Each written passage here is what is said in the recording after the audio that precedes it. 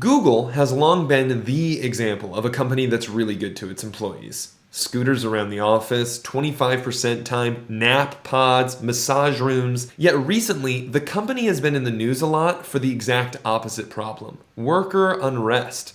From the massive Google walkouts in 2018 to protests against the company's lack of action against climate change, to the recent firing of employees for labor organizing, it's become quite clear that not all Googlers think it's the perfect place to work. I wanted to learn more, so I spoke to someone with first-hand experience in the Google employee conflict.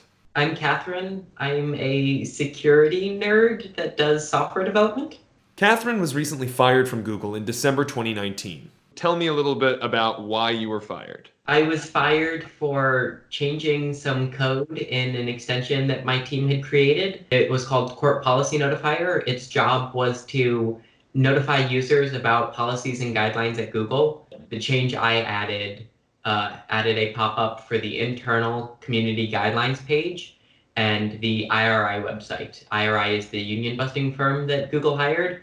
And all it was a pop-up that reminded people not to violate Googler's right and that they had the right to protected concerted activity. Did that violate any internal rules at Google or anything like that? I don't believe so. It was well within my job description and well within my team's responsibilities. They are accusing me of violating the standards of conduct, the basic security policy, and the network security policy. They wouldn't explain to me how I violated them. And now you no longer have access to those policies, right? That is correct. Fun. Talk to me about what you do in the aftermath. So I filed the charge before I was fired, actually. Oh. The unfair labor practices doesn't require me to be fired. It just requires me to be unfairly punished for my labor organizing. And so when they put me on administrative leave, that was potentially sufficient. So how long were you on administrative leave? From just before Thanksgiving until December the 13th. Oh, wow. I was fired on Friday the 13th. Now, there were a handful of other Googlers that were famously fired that Thanksgiving. Yes. Did you know them? I knew some of them in that I had been chatting with them. But yeah, the same day they were fired was the day I made my court policy notifier change, and I was placed on admin leave at the end of the day. They were fired in the morning. So you go on administrative leave, and what is that period like? Do they talk to you? The day I was put on leave, they interrogated me that night and asked me lots of questions. What happened was someone just showed up at my desk. I had stayed late to try and talk to my boss, and who was in Sydney at the time. And someone shows up at my desk and says, "I work for Heather," who was Heather Atkins, the director of detection and response at Google. And he said, "Please follow me." So I walk with him into a meeting room, and suddenly on the video screen is 𝗔𝗯𝚑 𝗚𝚏, the director of global investigations. Oh my gosh. This kind of feels like an isolated incident that kind of came out of nowhere. Well, before working on this, I was working on an extension called Always Ask Kent. Kent is Kent Walker, the CLO of Google. And what this extension did was anytime you opened a Google Doc, it sent an email to Kent Walker asking him if the doc was need to know. This was following some changes in the need to know policy at Google that was being used to restrict organizers' visibility into, for example, Google's dealings with Customs and Border Protection. Oh. And so this was a serious issue, and I figured that this would be a lighthearted way of getting clarification on the policy. It wasn't my idea, although because I worked on Chrome extensions at Google, I figured it was within my area to help contribute. Did that extension exist? Did that actually get pushed through? So the difference between the two is the Always Ask Kent one, people willingly chose to install, and the court policy notifier was an extension that was installed by policy on the fleet. Do you have any idea how many emails were sent to Kent as a result? They asked. I don't really. Wait, when you say they asked? I was interrogated by Google on 3 separate occasions. Oh, wow. Oh, so they were not super happy that you made that. No. But luckily for me, I found a lawyer that's willing to argue that it's protected concerted activity, and so I'm still in the process of going through the NLRB charge against Google. Sorry, And before we move off of Always Ask Kent, the thing I want to make clear is that I wasn't the only one working on that. And just because I was the one that got fired, I'm the one that's visible, but it's like very important to me to acknowledge that it was somebody else's idea and someone else contributed most of the code for that. God, if somebody got an email every single time I alone opened a Google Doc, it'd be like if they donated to a presidential campaign. Which reminds me, I need every single person watching this video to send me $2.70 by midnight so that I could take down those fat cats. I needed to hear more about those interrogations. When I hear the word interrogation, as somebody who's never been interrogated before, like I see a smoky room with one single light bulb and you have a Diet Coke or something like that. So no, I mean that would be the more cinematic telling, right? But instead of that, it was a standard meeting room and a violation of all Google's norms for meetings. I was told I couldn't use the restroom. I was told not to touch any of my electronics. It was already like 5:30 at night when the meeting started, and I was supposed to have a date that night. I said, "Do you mind if I quickly tell my date? I'm going to be late." And I was told no.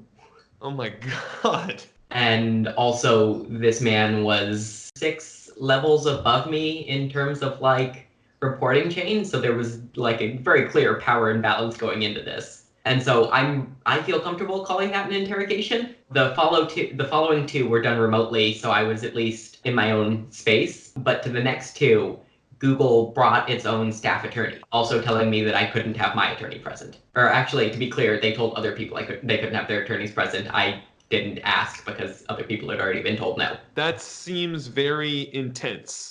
Yeah, they gave me a whole speech about attorney-client privilege and how just because I worked for the company and she worked for the company, that did not mean she was my attorney. She was Google's attorney and they could do whatever they want with attorney-client privilege. Why couldn't you have an attorney with you? Because they're my employer and they can say who they want in my meetings. This is one of the big reasons why like a union is a good idea, because then I would have been entitled to having a union rep in the room. It's common that people will say something to the effect of, why do tech workers need to unionize? They already make so much money. How would you respond to that? So I've spent a lot of time thinking about what benefits I would want from a union, and I know that my desires aren't everyone's, but the first one is general to everyone. That is, I don't want to build unethical things.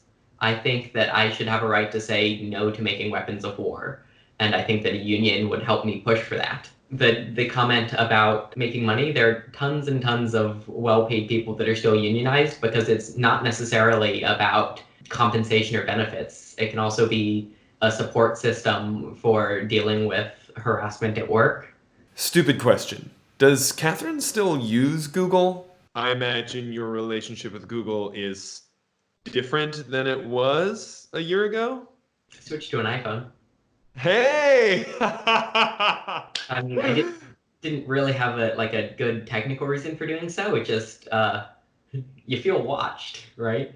Oh gosh, sure. Like even if it's all in my head, the comfort I got from switching to iPhone was non-zero. It's been 2 months since Kathryn got fired. How have things been for her? There have been some things I've really enjoyed and some things that have caused me a lot of stress, right? Not having a job, obviously, not ideal. And when Royal put out his statement, I don't know if you saw this, Royal Hansen is the vice president of all of security and privacy at Google. And it really felt like Royal did everything in his power to end my career. Wow, and that has to feel really horrible. Certainly didn't feel good. Have people reached out to you in support and solidarity with what you're going through?